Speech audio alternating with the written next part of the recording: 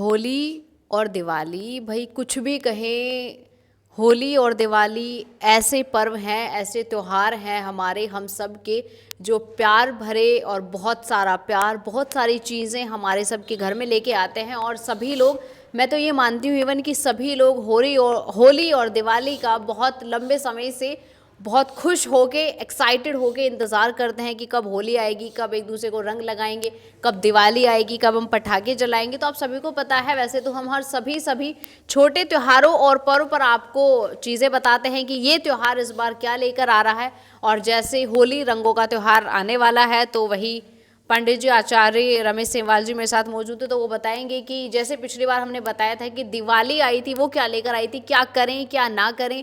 फिर से वही कि होली आ रही है, क्या करें और क्या ना करें। वैसे तो त्योहार होते हैं, वो अपने आप में ही शुभ होते हैं, लेकिन फिर भी और शुभ उन्हें और अच्छा हम उन्हें कैसे बना सकते हैं, ये हमें आचार्य जी बताएंगे। तो जी आचार्य जी। बहुत बहुत धन्यवाद रुड़की हब की पूरी टीम को, गौरव बस जी को और नितिन कुमार जी और आपको, और सभी दर्शकों को होली की बहुत बहुत शुभकामनाएं। होली आपके जीवन में सुख शांति समृद्धि यश कीर्ति धन धान्य की प्राप्ति कराए और परमात्मा श्री कृष्ण गोविंद का आशीर्वाद आपके जीवन में बना रहे। भक्त प्रहलाद की तरह आप भी भगवान श्री कृष्ण के भक्ति करते रहें और जीवन को सफल करते रहें। तो होली का जैसे पूछा गया है कि होली का पावन पर्व, तो होली का पावन पर्व 7 तारीख को रुड़की नगर में होलिका दहन किया जाएगा और 8 तारीख को गुलाल खेला जाएगा। तो आप जो ये होली का पावन पर्व है, ये पर्व साधना के पर्व हैं, ये पर्व उपासना के पर्व हैं, ये आराधना का पर्व है। इसमें नव चेतना आपको लेनी है। ये इसमें आप तप करें, जप करें, भगवान की भक्ति करें। ये जो होलाष्टक चल रहे हैं आजकल, इनमें भी भगवान की भक्ति करें, भगवान से शक्ति प्राप्त कराएं। जैसे भक्त प्रहलाद ने भगवान की आराधना की, उपासना की, साधना की और भगवान ने उनको बचाया। तो इसलिए भक्ति की शक्ति का भी पावन पर्व होली है। भक्ति की शक्ति, क्योंकि होलिका प्रहलाद को जलाना चाहती थी, लेकिन होलिका स्वयं जल गई और भक्त प्रहलाद बच गए। तो ये पावन पर्व है साधना का, ये पावन पर्व है भगवान की भक्ति का, उपासना का। तो आप होली में जैसे अभी कहा गया कि शुभ कैसे हो, तो होली सिर्फ रंगों का यह हुड़दंग का त्यौहार नहीं है, ये साधना का मंत्र। कोई मंत्र आप भगवान का मंत्र जाप करिए, ओम नमो भगवते वासुदेवाय मंत्र का जाप करिए, ओम अच्युताय नमः, ओम अनंताय नमः, ओम गोविंदाय नमः। इन मंत्रों का आप जाप करिए। भगवान कृष्ण के मंत्रों का जाप करने से आपको सिद्धि मिलेगी। आप माँ शक्ति के मंत्रों का जाप प्रारंभ कर दीजिए, आप भगवान शंकर के मंत्रों का जाप कीजिए। तो जो भी आप साधना उपासना होली के समय करते हैं या दीपावली के समय करते हैं, मंत्रों की साधना उपासना आराधना, तो उससे निश्चित रूप से आपको लाभ मिलता है। कोई मंत्र सिद्ध कर लीजिए, मंत्र सिद्धि के लिए होली का पावन पर्व बहुत अच्छा रहता है। श्री महालक्ष्मी के मंत्रों की आप साधना और सिद्धि कीजिए, आपको बहुत लाभ मिलेगा। विद्या में अगर कमजोरी है तो सरस्वती के मंत्रों का, व्यापार के लिए माँ लक्ष्मी के मंत्रों का। तो आप होली के पावन पर्व पर अपनी साधना आराधना उपासना को बढ़ाइए। अब भक्त प्रहलाद की तरह भगवान का आशीर्वाद ग्रहण कीजिए। ऐसे ही कहा जा रहा है आचार्य जी कि 2 दिन होलिका का जो है वो दहन किया जाएगा। तो आप एक तारीख बता दें ताकि दर्शकों को ऐसा लगे कि इस दिन हम दहन कर सकते हैं, या फिर दोनों दिन ही दहन करना जो है वो सही रहेगा? नहीं, वो हमारे पंचांग पहले ही छप जाया करते हैं और पंचांगों के माध्यम से ही सारा कार्य होता है। ये बहुत गलत बात है लोगों की, हमारे 2 त्यौहार हो गए, हमारा ये हो गया। हम अपने ही धर्म पर अपने उस पर टिप्पणी करते हैं। पंचांग, मैंने कई बार कहा दर्शकों को, जो ये पंचांग बनते हैं बड़ी मेहनत से पंचांग बनते हैं। फिर हमारा निर्णय सिंधु और धर्म सिंधु इस पर निर्णय करता है।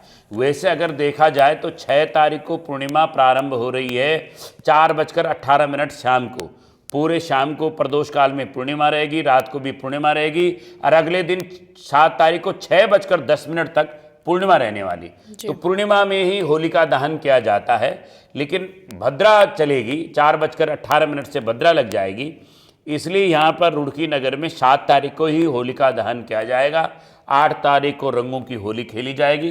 तो 7 तारीख को निसंकोच होकर 7 मार्च 2023 को ही होलिका दहन करें। 6:24 से 8:40 यानी प्रदोष काल में ही कर दें।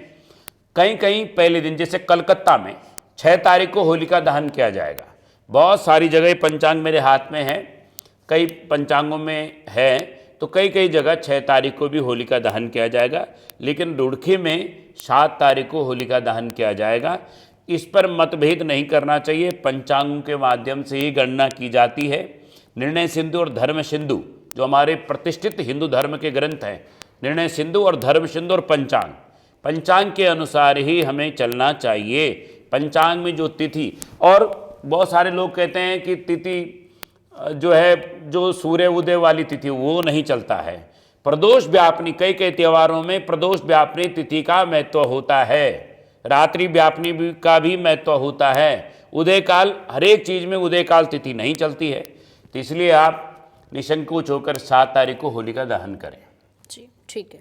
इसलिए होली का जो पावन पर्व है वो 7 तारीख को, और दहन 7 तारीख को किया जाएगा, और 8 तारीख को होली का रंगों का जो त्यौहार है वो मनाया जाएगा। तो जैसे मैंने कहा कि होली और दीपावली में मंत्रों की साधना अवश्य करें। मंत्र साधना, मंत्र उपासना, आराधना जरूर करें। शाम को आप प्रदोष काल में रोज कर सकते हैं, होली की रात्रि में आप साधना कर सकते हैं।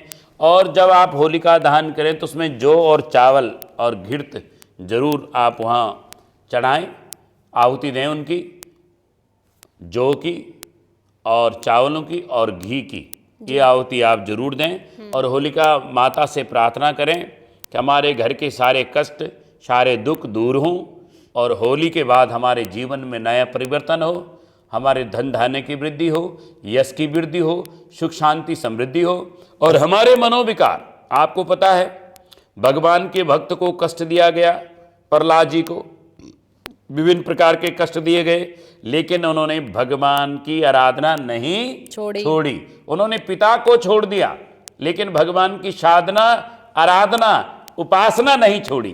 तो इसलिए होली का पावन पर्व हमें ये भी सिखाता है कि जितना आप परमात्मा पे विश्वास करेंगे, जितना आप गोविंद के बन के रहेंगे, जितना आप मंत्रों का जाप करेंगे, साधना करेंगे, परमपिता परमेश्वर ही हमारे सब कुछ हैं। जैसे भक्त प्रहलाद ने भगवान को सब कुछ माना है।